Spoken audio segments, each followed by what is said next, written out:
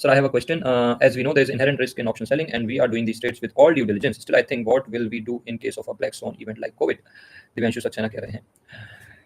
दिव्यांशु सक्सेना, पहली बात तो ब्लैक सॉन इवेंट 10 साल में एक बार आता है, ठीक है, वो भी आए नहीं आए, ठीक। उसके अलावा जो black swan event like covid भी होता है, उसमें आपने क्या देखा होगा, किसी भी स्टॉक में ज़्यादा से ज़्यादा क्या हो जाएगा, सर्किट लग जाएगा, 10% का लोअर सर्किट लग जाएगा।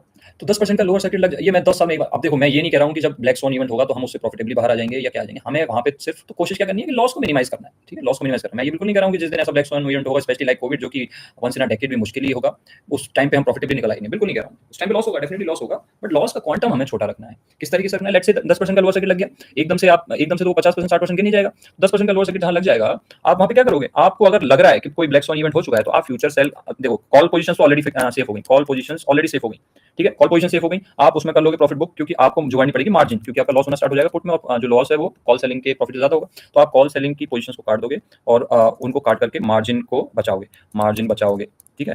आपने मार्जिन बचा ली सबसे पहले, क्योंकि कभी भी कोई भी रिस्क फैक्टर आता है, वहाँ पे मार्जिन की बहुत ज्यादा जरूरत है, बहुत ज्यादा अहमियत है, इंपॉर्टेंस है। तो आप अपने कॉल सेल पोजीशंस को निकाल, इक्विटी के डाइवर्सिफिकेशन से भी ज्यादा इंपॉर्टेंट है ऑप्शंस के पोर्टफोलियो में डाइवर्सिफिकेशन, ठीक है। तो वो डाइवर्सिफिकेशन आपको जरूर रखना है।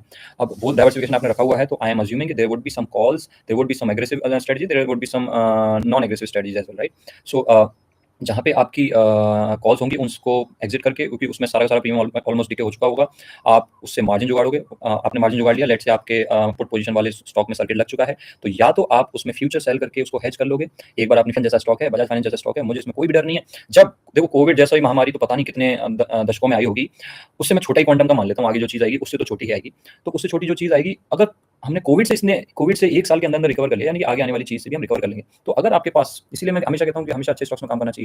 टाइटन, बजाज फाइनेंस, रिलायंस, ऐसे स्टॉक्स में काम कर रहे हो, तो आप अगर वहाँ पे व्यू बना लेते हो कि मैं तो किसी भी प्राइस पे चला जाए, मैं तो इसकी डिलीवरी लेने वाला हूँ एनीवे, मेरा बैकअप प्लान, 2 बैकअप प्लान है, या तो फ्यूचर के साथ हेज कर लीजिए या उसमें डिलीवरी ले लीजिए। अगर आप उसमें डिलीवरी क्लियर रखते हो, तो आपको उसे एक्सपायरी तक जाने देना है, और एक्सपायरी तक जाने देने के लिए बस आपको क्या करना पड़ेगा? मार्जिन मेंटेन करनी पड़ेगी। मार्जिन कहाँ से आएगी? एक तो आपको 100% मार्जिन कभी भी यूज नहीं करनी होती है, तो जो आपका बफर होगा वहां से आएगी, बाकी आएगी जो कॉल पोजीशन वाली आप एग्जिट करोगे, और थोड़ा बहुत लिक्विड मनी हमेशा हमारे पास होना ही चाहिए, वहां से आएगी। और ऐसे ब्लैक सॉन इवेंट्स के लिए of course we can not prepare for all the scenarios, so कहीं ना कहीं हमें लग रहा है कि नहीं, कोई बहुत ज्यादा ब्लू चिप स्टॉक नहीं है, मैं इसमें डिलीवरी लेना नहीं चाहूंगा, तो वहाँ पे आप लॉस में उसको कट करोगे। बिकॉज अगर आप वहाँ पे कुछ भी नहीं कर पा रहे हो, तो एक हार्ड थ्रेशोल्ड लॉस पे होना चाहिए।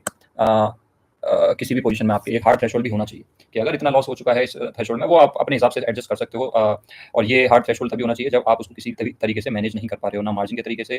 वॉट समझ में आया कि नहीं आया? लग रहा होगा कि अब मैनेज हो सकती हैं चीजें। अभी भी मैं ये नहीं कह रहा हूँ 100% ऑफ द चीजें मैनेज हो जाएंगी, बट क्या आपको लग रहा है कि हम उससे बच सकते हैं? बिल्कुल बच सकते हैं, क्योंकि हमारे पास ऑप्शन बहुत हैं। अगर आपके पास ऑप्शन होंगे, तो आपको किसमें क्या लगाना है वो सारी चीजें कर पाओगे। इसके अलावा मैं फिर से रिएक्ट कर देता हूँ कि हम जब ऐसा कोई इवेंट होगा, हम ये नहीं करेंगे हम प्रॉफिटेबली बाहर आएंगे, हम अपने सिर्फ लॉसेस को कट करेंगे।